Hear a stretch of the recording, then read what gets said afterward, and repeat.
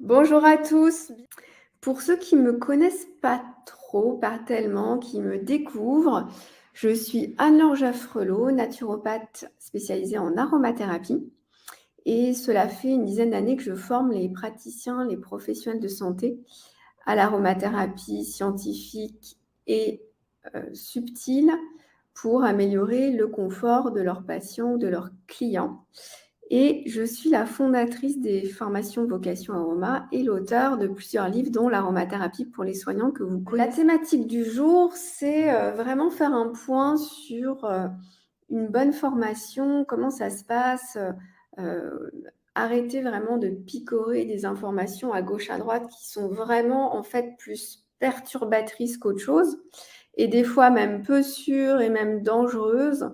Et on verra ensemble pourquoi il est vraiment essentiel de se former pour gagner en confiance, en légitimité et par quoi commencer concrètement. Ce qui se passe souvent, c'est qu'on commence par les livres, on recherche des recettes. Donc, quand on veut travailler avec les huiles essentielles, hier on a parlé du projet de travailler en fait avec les huiles essentielles. Quand on veut travailler avec les huiles essentielles, que ce soit en établissement de soins, en cabinet ou en conseil boutique, plus en bien-être, en fait, maîtriser son sujet est incontournable. C'est incontournable parce qu'on ne fait pas la même chose à la maison que quand on est avec des clients ou des patients.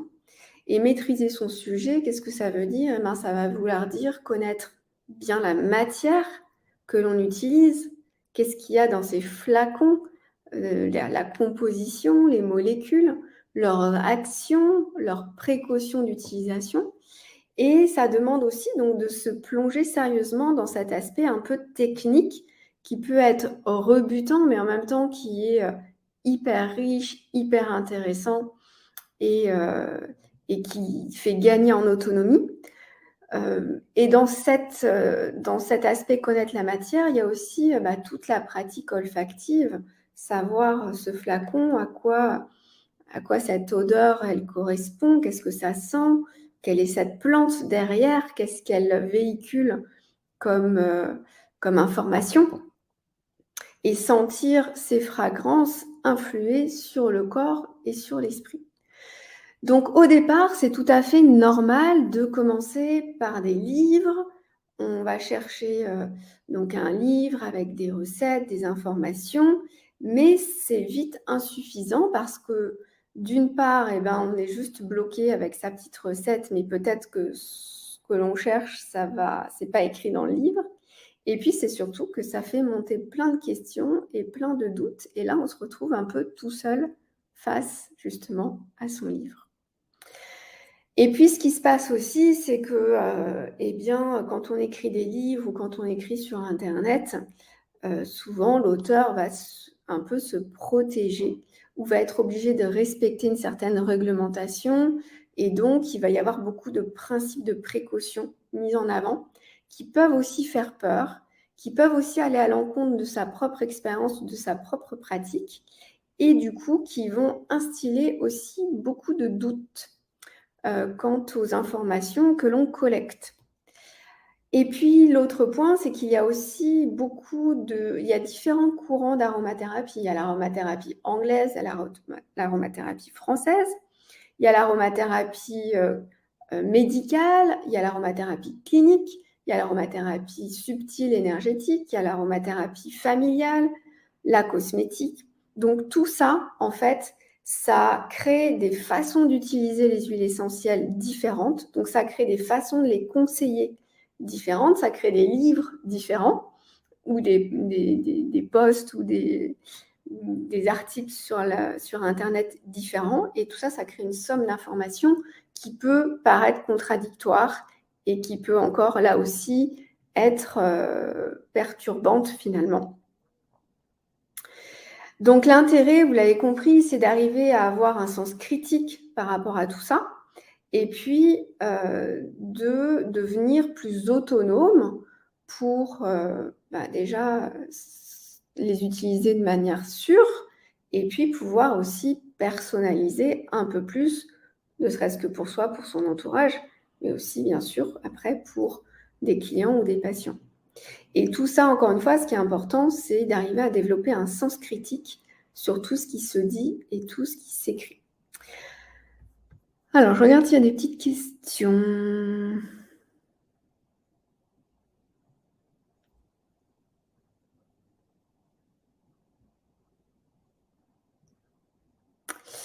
Je répondrai, Marie, en fin de session à votre question sur l'olfacto. Donc, par quoi on commence quand on veut se lancer dans l'apprentissage des huiles essentielles?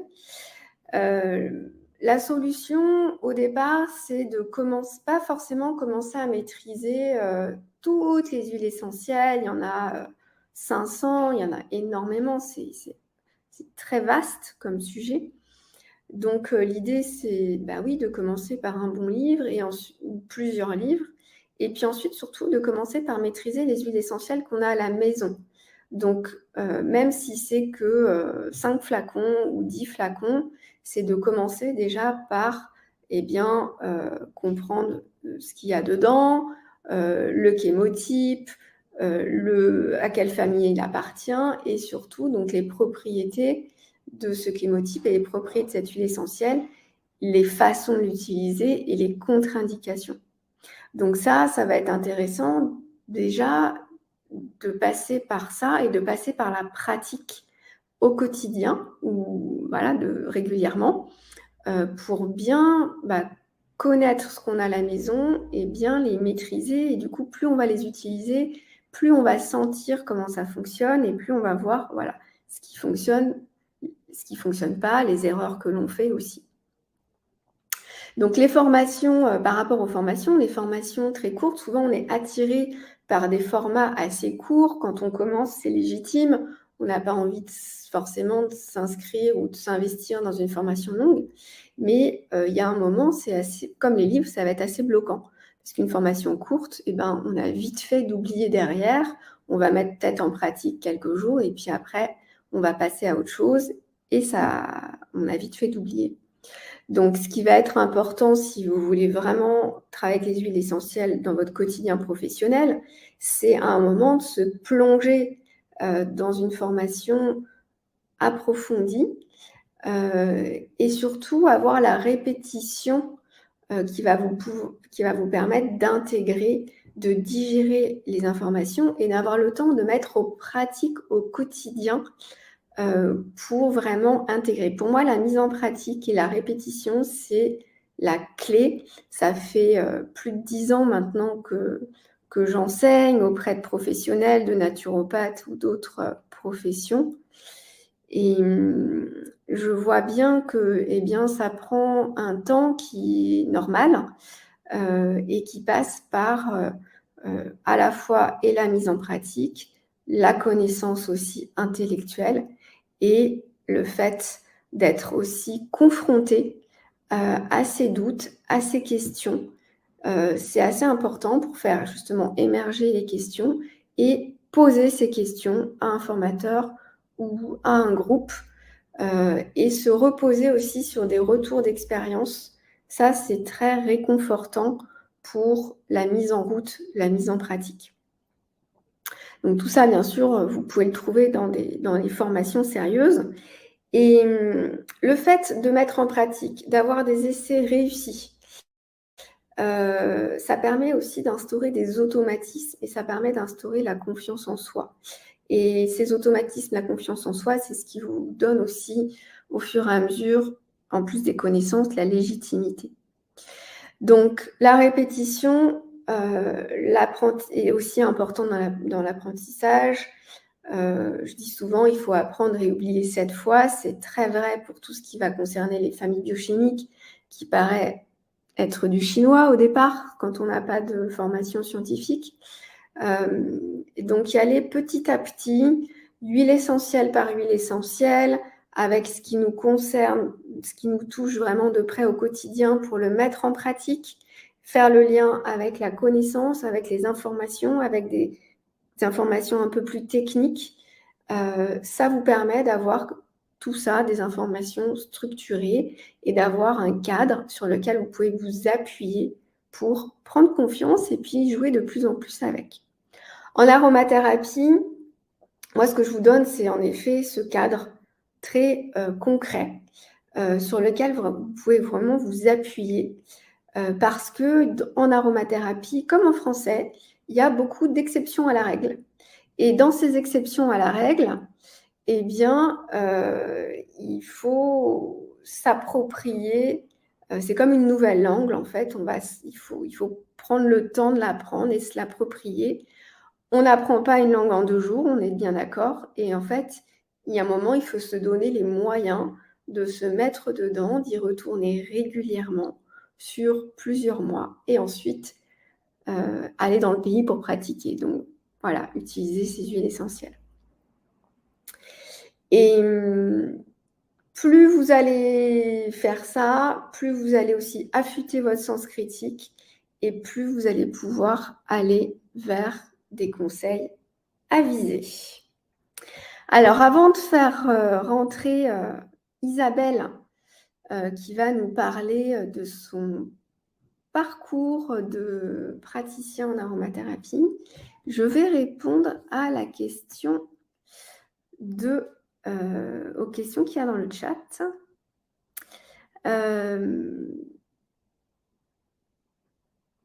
Alors, il y a Monica qui dit ce qui est formateur aussi, c'est de trouver des articles médicaux. Alors, je ne sais pas si par article médical, vous parlez d'études ou de retours d'expérience ou de choses peut-être un peu plus pointues au niveau scientifique. Mais oui, c'est une grande réassurance de pouvoir s'appuyer sur les études, même si elles ont leur travers et qu'il y a beaucoup de choses contestables, sur les retours d'expérience aussi de ce que d'autres ont fait, que ce soit d'autres praticiens, d'autres personnes dans les formations. Souvent, il y a des retours qui sont très justes et très intéressants, ou aussi dans des établissements de soins, des retours de protocoles qui ont fonctionné.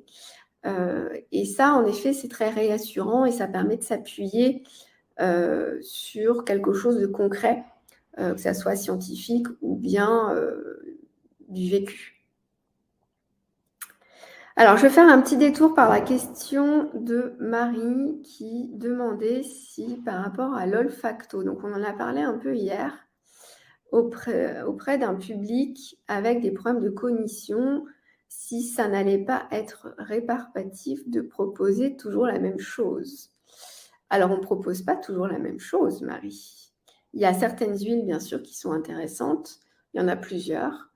Et puis, en fonction du public, en fait, au niveau de la cognition, on leur fait travailler la mémoire, on leur fait travailler les choses connues. Donc, il y a plusieurs façons de travailler avec les agrumes, avec les plantes locales, avec la lavande, avec le romarin, mais ça ne tourne pas toujours autour de la même chose. Donc, c'est pas du tout rébarbatif, c'est très vivant comme matière et ces ateliers sont justement très vivants. Ils ramènent beaucoup de vie dans les discours des personnes. Justement, ça réveille quelque chose.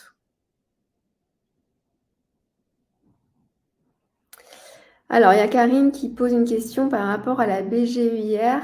Le BGE, c'est un organisme, vous pouvez le taper, qui aide les créateurs d'entreprises à monter leurs projets et avoir tous les aspects, notamment financiers et techniques.